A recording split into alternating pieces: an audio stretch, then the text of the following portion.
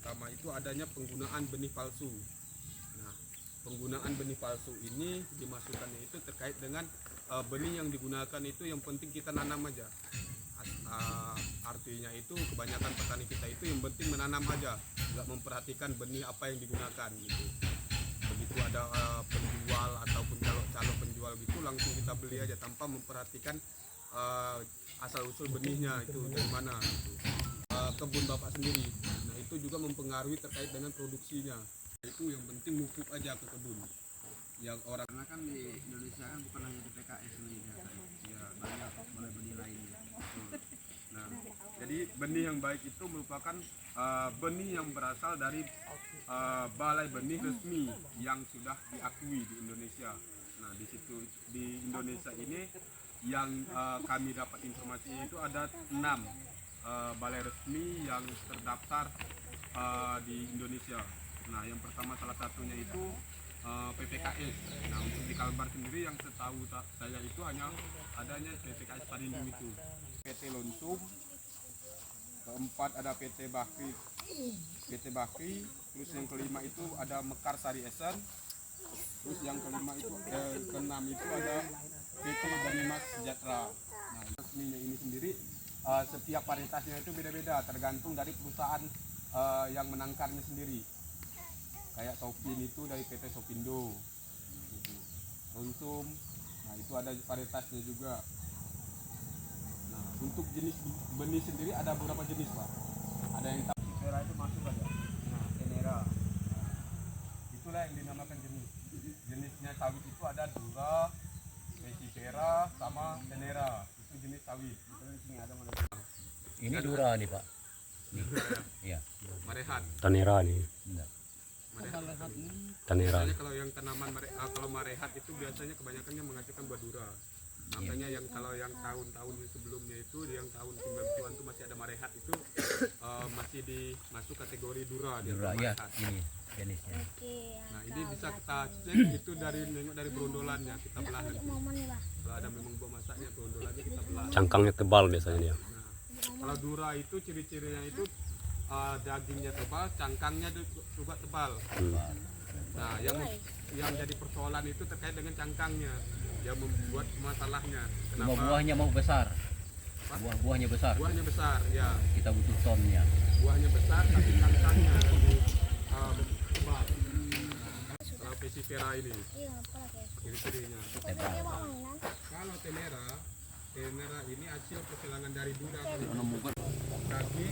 Dagingnya tebal, cangkangnya tipis, terus mempunyai kernel atau inti sel, gitu. Jadi membedakannya kalau dura tadi itu dagingnya tebal tapi cangkangnya tebal. Nah, ada yang tahu kenapa dura nih sekarang itu banyak pabrik yang nolak dura? Karena minyaknya. Ada yang lain? Banyak air. Pesifera ini kebanyakan juga nggak diterima juga sama perusahaan. Kenapa? Padahal dagingnya tebal. Kenapa dia ditolak? Sehingga perusahaan juga kurang suka dengan tanaman yang Pesifera ini tadi. Hasilnya adalah Tenera. Gitu. Dura ini seingat saya itu persenan CPO-nya itu hanya 16%. Kalau yang Dura ini, yang dihasilkan dari buah Dura itu hanya 16%. Kebanyakan 15. Nah, kebanyakan 15%. Artinya nilai tertingginya itu ya sepengetahuan saya itu hanya 16% sampai 16% yang tertingginya. Artinya yang bisa diolah. Nah, 12 sampai 16. Itu. Nah, kalau yang di PTPN sini, Pak? Tenera dia. Tenera, ada rata-rata Tenera ya. Nah, itu. Nah, sedangkan Tenera ini dia itu bisa menghasil CPO itu bisa mencapai 22%. Nah, rata-rata 22 sampai 26%. Kalau dia udah mencapai 22% ini sudah dikategorikan CPO yang dihasilkan itu udah bagus. Ya. Nama Itu panennya bagus kan. Itu panennya udah bagus. Kalau udah mencapai 22%. Ya. Tetapi kadang juga banyak juga pabrik tuh yang mengolah CPO biarpun buahnya Tenera itu kebanyakan juga yang hasilnya CPO-nya itu lebih di bawah 22%. Gitu. Kadang terkendala karena ada kondisi buahnya, kondisi jalan ataunya kebanyakan buah pokok ibunya. Dura ini pokok ibunya. Kalau Dura di sini Pak, itu Bapak. laki-laki, makanya Bapak, Pak Dura. Nama orang, Pak. Iya. Pokok ibu itu ya. Nah, Kata apa dia? Nah, untuk persilangannya itu biasanya kalau di balai penangkarnya itu biasanya dia mengambil tanamannya itu umur yang udah dewasa, dikategorikan dewasa umur berapa tanaman sawit? Udah dewasa. Nah, jadi tanaman ini yang diambil itu kategorinya itu 10 sampai 15 tahun.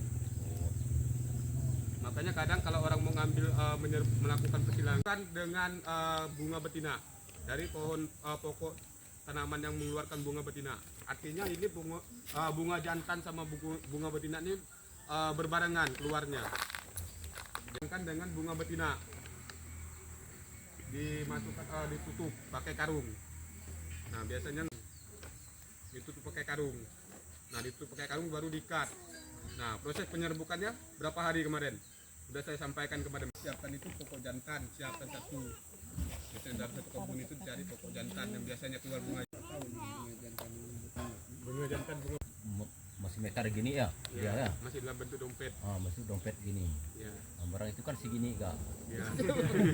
Langsung ya sawit itu. Nah, gini dia. Kalau dia tuh agak gini, itu bertanda jadi. Kalau dia gini, enggak jadi. Kalau yang ngembang itu gimana? Dia. Oh, kalau Nah, ngembang kalau gini mau enggak. jadi. Jenis bunga dia. Tetapi kalau yang jantan itu biasanya dia lebih lancip. Iya. Kalau yang jantan Lurus segini lebih aja. lancip dia dan keluarnya nanti. Aku bilang kau ambil dulu Jadi nanti yang diambil itu dari itu bunga jantannya dulu diikat. Jarang. Jadi kebanyakannya bunga. Pohon jantan yang anu itu terus Memang tidak pernah berbuah, dia kan hanya bunga terus. Coba masuknya. Nah, kalau yang di penangkar itu memang mereka siapkan tanaman jantannya itu khusus tumbuhan khusus. Tanamannya itu khusus untuk mereka melakukan pembibitan, pembenihan. Dia waktu apa nyatukan tuh, diambil apa nyatu bunga itu dipotong digabung gitu. Ya, tadi cara Ya. ngambilnya dari itu ambil bunga jantan. Ya diambil maksudnya dari pokok lain. Ya, dan Itu yang maksud aku tadi dipotong baru disatukan. Ditutup, Baru di- ditutupkan ke bunga betina, tutupkan pakai karung. Gitu. Enggak, aku bilang Ditunggu sampai 2 sampai meter. Nah, itu perlu kita perhatikan terkait dengan pembibitan. Nah, kalau kita salah di pembibitan juga nanti menyebabkan ke faktor kita ada beberapa keuntungan atau kelebihan dari menggunakan benih bersertifikat dan juga ada kekurangannya menggunakan benih bersertifikat. Yang pertama keuntungannya itu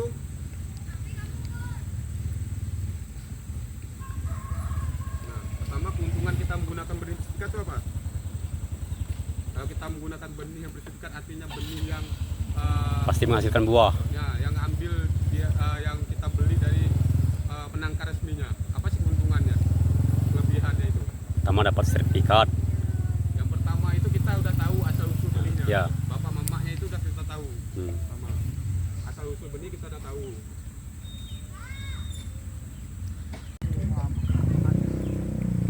Terus yang itu 24 ton per hektar Per tahunnya. Tinggal bagi 12 berarti sekitar 1 ton 800 sebulan per hektar. Nah, ini tergantung varietasnya lagi. Ada varietas juga yang bisa mencapai 30 ton, 32 ton, tergantung varietasnya lagi. Nah, makanya disitulah yang membedakannya tadi itu. Harga tadi ya. Nah, membedakan harganya Ya, ya. tadi, tergantung dari tingkat produksinya ataupun tingkat kelebihannya. Mana sih yang lebih banyak kelebihannya gitu. Nah, terkait dengan adanya harga bibit juga terkait yang 30.000 per bijinya itu, nah itu yang biasanya itu yang tahan Ganoderma yang sekarang Ya. sering digunakan dibeli orang itu yang harga 30-an ribu itu yang tahan Ganoderma gitu. Ya, jamur.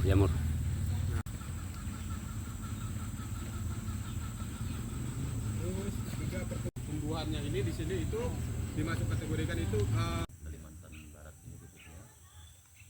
Ya, kita lihat di mana-mana perambah hutan kan itu. Nah, itu yang ketiga kita paham tentang sertifikat.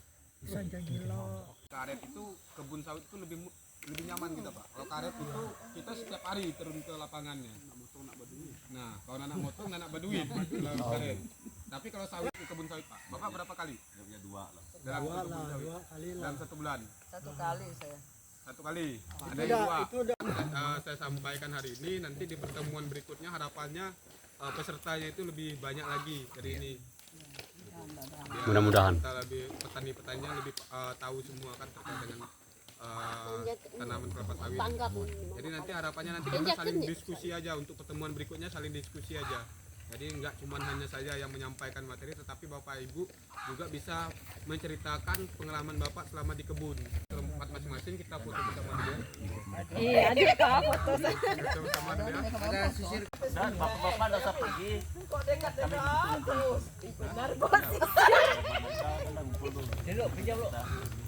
Orang baju tadi bagus sedikit, Om Pipit. Orang berkemeja tadi orang. Dulu ke berdiri kita. mana kirim di sewa nih. Ayo Pak. Aduh, li. Saya sampai lepas. Lepas hitam. Oke, masuk ke. Kayaknya mau. Apalagi